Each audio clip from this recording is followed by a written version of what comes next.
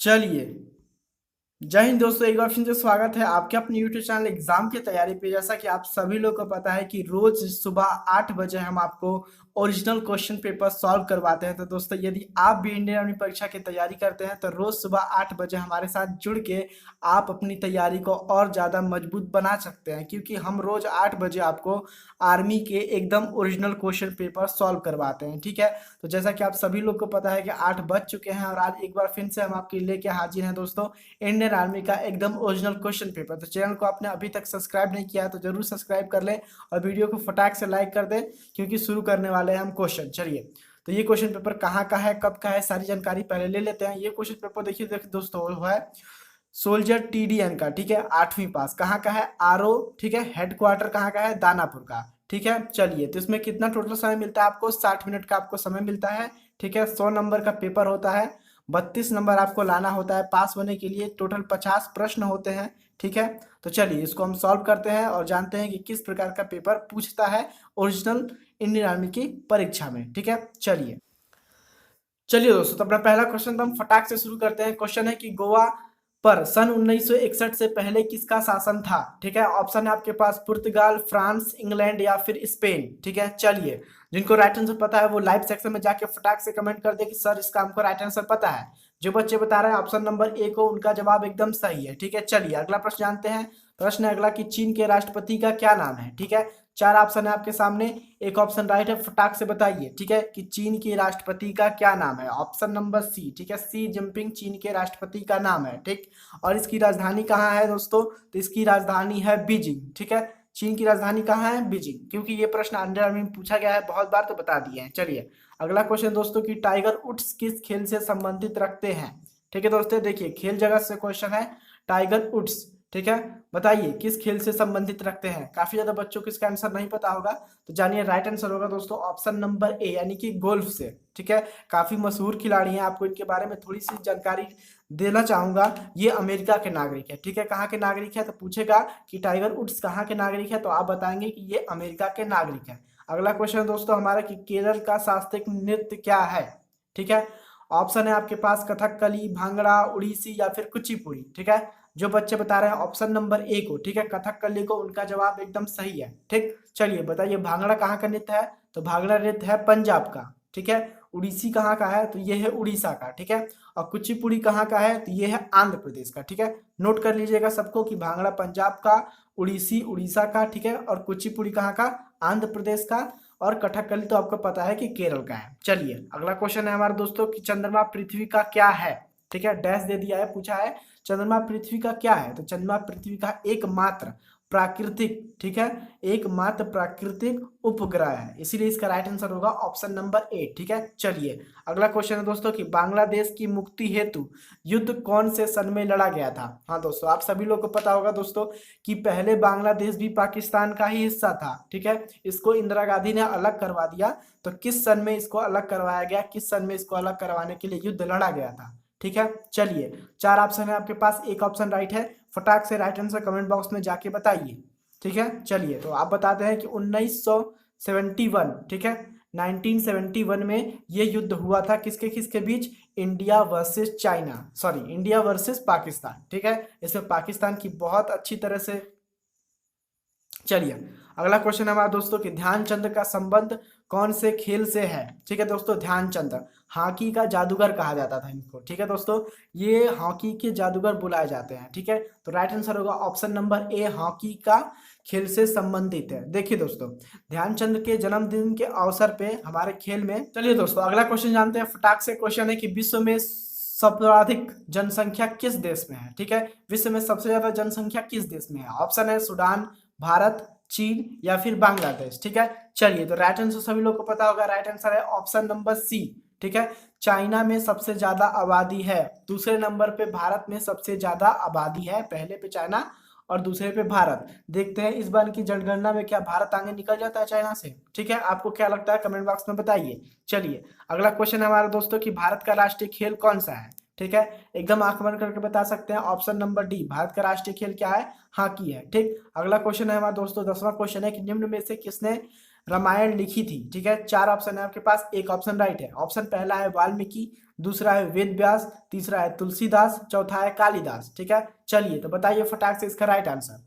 Right answer होगा दोस्तों option number A. ठीक है, वाल्मीकि जी ने लिखी थी क्या? रामायण। और वेद व्यास कौन सी वेद व्यास ने क्या लिखा था? तो इन्होंने लिखा था महाभारत। ठीक है, चलिए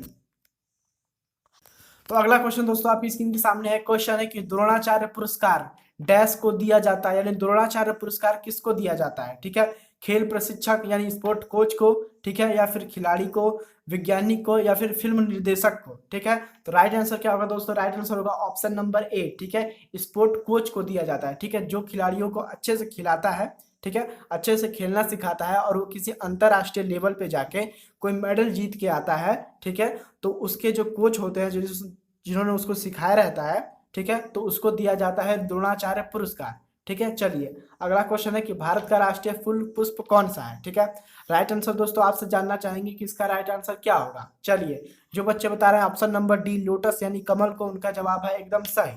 ठीक, अगला है दोस्तों कि भारत का सर्वोच्च न्यायालय डैश है। ठीक है, चलिए 4 ऑप्शन है आपके पास, ऑप्शन पढ़ते हैं। उच्च न्यायालय, ठीक है, श्रम न्यायालय, ठीक है, उच्चतम न्यायालय, ठीक है, और चौथा है सशस्त्र न्यायालय। ठीक है, तो राइट आंसर क्या होगा दोस्तों? राइट आंसर होगा सुप्रीम कोर्ट। ठीक है, यानी कि उच्चतम न्यायालय।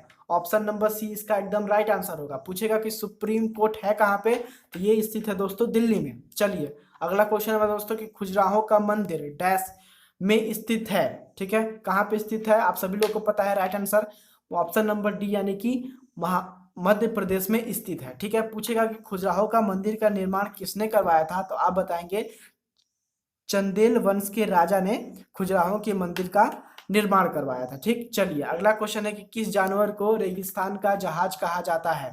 ठीक है, आप सभी लोग के मुंह में एक क्वेश्चन सुनते ही कान में मुंह में आंसर आ गया होगा। ठीक है, ऑप्शन नंबर सी बी, ठीक है, सॉरी बी इसका राइट आंसर है ऊंट यानी कि कैमल। ठीक, चलिए दोस्तों तो हम सॉल्व कर चुके हैं जीके के 15 प्रश्न। 15 में से आपका टारगेट था 12। यदि आप अपने टारगेट को पूरा कर चुके हैं तो वेरी गुड। ठीक है, चलिए तो आप शुरू करते हैं दोस्तों ऑप्शन नंबर नहीं सेक्शन बी को। और सेक्शन बी दोस्तों किससे है? रीजनिंग से है। ठीक है, तो चलिए रीजनिंग को भी फटाक से सॉल्व कर लेते हैं। ठीक, और कमेंट बॉक्स में दोस्तों आप अपना उत्तर बताते रहिएगा। देखिए क्वेश्चन है कि चिकित्सक, ठीक है, परिचालिका, फिर है अनुयायी और आगे दिया है डैश। ठीक है, देखिए दोस्तों जिस प्रकार डॉक्टर नर्स से संबंधित यानी डॉक्टर जो बात बोलेगा नर्स को उसे करना होगा। ठीक है, तो फॉलोवर किसकी बात सुनेंगे यानी अनुयायी किसकी बात सुनेंगे? ठीक है, तो इसका राइट आंसर होगा ऑप्शन नंबर सी। ठीक है, अनुयायी नेता की बात सुनेंगे। ठीक है, चलिए नेता जैसा बोलेगा वैसा जनता करती है, आपको पता है ना। ठीक है, चलिए तो राइट आंसर क्या होगा? ऑप्शन नंबर सी होगा यानी कि नेता। ठीक, अगला क्वेश्चन है कि निम्न में से कौन सा विषम संख्या है? देखिए दोस्तों पहले ऑप्शन पे है 65, ठीक, दूसरे ऑप्शन पे है 8, तीसरे ऑप्शन पे है 2, ठीक है, चौथे ऑप्शन पे है 64। ठीक है, तो देखिए दोस्तों 8, 2 और 64 ये क्या है? सम संख्या है। ठीक, क्या है? इवन नंबर है। ठीक है, पर जो 65 है दोस्तों वो ऑड नंबर है। ठीक है, तो इसीलिए जो विभिन्न होगा, ठीक है, जो विषम होगा वो होगा ऑप्शन नंबर ए। ठीक, चलिए अगला क्वेश्चन दोस्तों कि अगर कुत्ता भौंकने से संबंधित है तो शेर किससे संबंधित होगा? देखिए दोस्तों कुत्ता भौंकता है, ठीक है, और शेर क्या करता है? तो शेर दहाड़ता है। ठीक है, तो राइट आंसर होगा option number D roar. Ron यानी होता है दहाड़ना। ठीक, कंफ्यूज मत होइएगा। चलिए अगला क्वेश्चन दोस्तों कि ए बी एफ जी के एल, ठीक है, तो आगे क्या आएगा? देखिए दोस्तों है ए बी, ठीक, फिर है क्या है एफ जी, ठीक, फिर क्या है के एल। देखिए इसका होता है 1, इसका होता है 2। ठीक है, ठीक है, और एफ कितने का होता है दोस्तों? तो एफ होता है 6 का। और जी कितने का होता है? तो जी होता है 7 का। ठीक है, और ये जो है के और एल ये किसका होता है? तो देखिए दोस्तों के होता है 11 का। ठीक है, और एल किसका होता है? एल होता है 12 का। तो पूछा है कि आगे कौन सी संख्या आएगी। ठीक है, देखिए दोस्तों यदि हम क्या करते हैं एक से, ठीक है, एक से किस पे जाते हैं? एक से हम जाते हैं 6 पर। ठीक, देखिए एक से कितने पे गया है? 6 पे गया है, यानी कितना ऐड किया है? +5 ऐड किया है। ठीक है, फिर इससे गया है किस पे? 11 पे। कितना ऐड किया है? फिर से +5 इसने ऐड किया है। ठीक, इस पे इससे के बाद ये किस पे जाएगा? +5 पे, यानी कितने पे जाएगा? देखिए 11 +5 करेंगे तो आएगा 16। ठीक है, तो 16 किसका होता है दोस्तों? 16 होता है पी का, यानी क्या होगा? पहले मिल गया हमको एक आंसर पी। ठीक है, चलिए अब दूसरा आंसर खोजते हैं। और दूसरा क्या होगा? देखिए ये गया है 2 से 7 पे। ठीक है, तो कितना ऐड किया है 5, ठीक। 7 से गया है 12 पे, तो कितना ऐड किया है 5, ठीक है। तो 12 में यदि आप 5 ऐड करेंगे तो कितना आएगा बताइए, 17 आएगा, ठीक है। तो इसके बाद क्या आना चाहिए, क्यू आना चाहिए। देखिए तो पी क्यू हमने फाइंड कर लिया, ऑप्शन में है पी क्यू, एकदम है। ऑप्शन नंबर सी इसका राइट आंसर, खटाक से क्लिक मार के आगे बढ़ जाएंगे। चलिए अगला प्रश्न दोस्तों कि यदि 8 7 6 5 4 ग्रेड को दर्शाता है तो 7 5 4 किसको दर्शाएगा। देखिए सबसे पहले आप लिख लीजिए क्या है यहाँ पे, ग्रेड लिखिए, ठीक है। नहीं ये लिख लीजिए 8, ठीक है, 7 6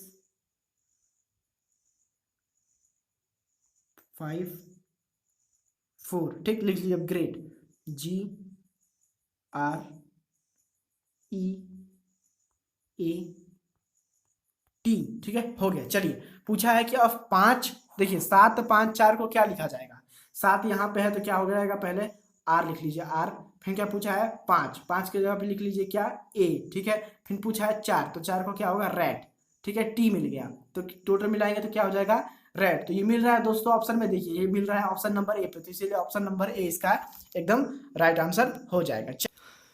चलिए दोस्तों तो अब सॉल्व करेंगे सेक्शन सी, और सेक्शन सी में क्या है, सामान्य विज्ञान है, ठीक है। तो सामान्य विज्ञान का पहला क्वेश्चन है दोस्तों कि कौन सा रक्त समूह को सार्वभौमिक दाता कहा जाता है, यानी वो सबको दे सकता है, ठीक है। तो राइट आंसर होगा ऑप्शन नंबर बी, यानी कि ब्लड ग्रुप ओ सबको दिया जा सकता है। चलिए अब पूछेगा कि सर्वग्रहण कौन होता है, तो सर्वग्रहण होता है ए बी पॉजिटिव, ठीक है। ए बी पॉजिटिव सबका रक्त ले सकता है, ठीक है। चलिए पर देगा किसी को नहीं।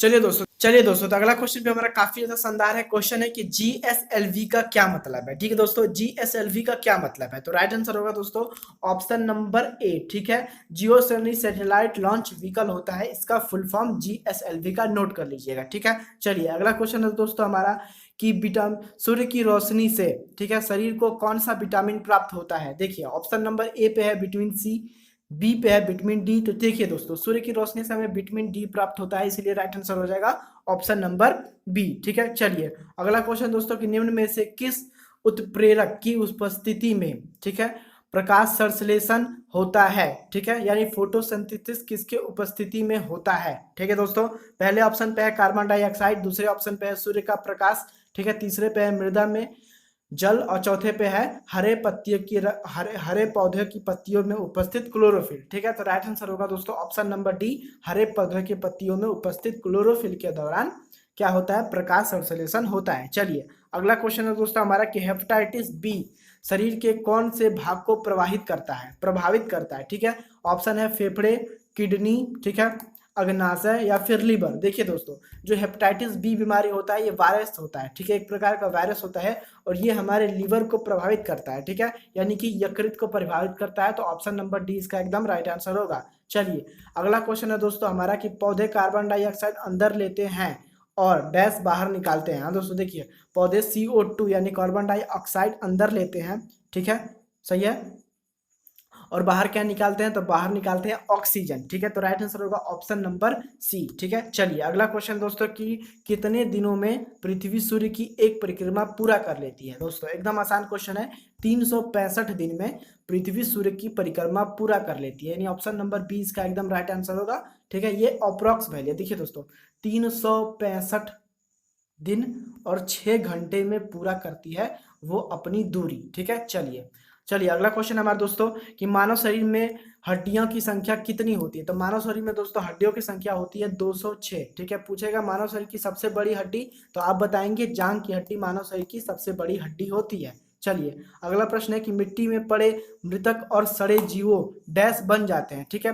देखिए मिट्टी में मान लीजिए हम मर गए हैं, हम पड़े हैं, ठीक है, हम सड़ जाएंगे तो क्या बन जाएंगे, ठीक है, तो बन जाएंगे दोस्तों इनऑर्गेनिक मटेरियल, ठीक है, यानी कि अकार्बनिक सामग्री, यानी ऑप्शन नंबर बी इसका राइट आंसर होगा। चलिए अगला क्वेश्चन दोस्तों कि लैक्टोमीटर डैश की शुद्धता नापने में काम आता है। पानी की शुद्धता नापने में, दूध की, पेट्रोल की या फिर डीजल की। देखिए दोस्तों लैक्टोमीटर दूध की शुद्धता नापने में काम आता है, यानी ऑप्शन नंबर बी इसका एकदम राइट आंसर होगा। चलिए अगला क्वेश्चन देखते हैं। क्वेश्चन है दोस्तों कि पानी की उबलने का तापमान डैश सेंटीग्रेड होता है, ठीक है। तो पानी का उबलना दोस्तों 100 डिग्री सेंटीग्रेड पे होता है, यानी ऑप्शन नंबर डी इसका एकदम राइट आंसर होगा। अगला क्वेश्चन है हमारे दोस्तों के रक्त में सामान्य ठीक है, जमावट के लिए कौन सा विटामिन जरूरी होता है? ठीक है, चलिए बताइए। राइट आंसर होगा दोस्तों ऑप्शन नंबर डी, यानी कि विटामिन के का जरूरी होता है। चलिए तो चलिए दोस्तों, यहाँ पे क्वेश्चन पेपर का द एंड होता है। तो यदि आपको वीडियो पसंद आई हो तो अपने एक दोस्त के साथ जरूर शेयर करिएगा, ठीक है, और चैनल को सब्सक्राइब ना करना भूलिएगा। इस वीडियो को जरूर लाइक करिएगा। I really appreciate your time. मिलते हैं आपको कल सुबह 8 बजे और लाइव सेक्शन शुरू हो रहा है दोस्तों, ठीक है। इंडियन आर्मी जीडी की एकदम ओरिजिनल तैयारी करवाई जाती है सुबह हर रात 8 बजे, ठीक है। तो रात को 8 बजे जरूर आएँ और हमारे साथ इंडियन आर्मी परीक्षा की तैयारी करें, ठीक है। I really appreciate your time.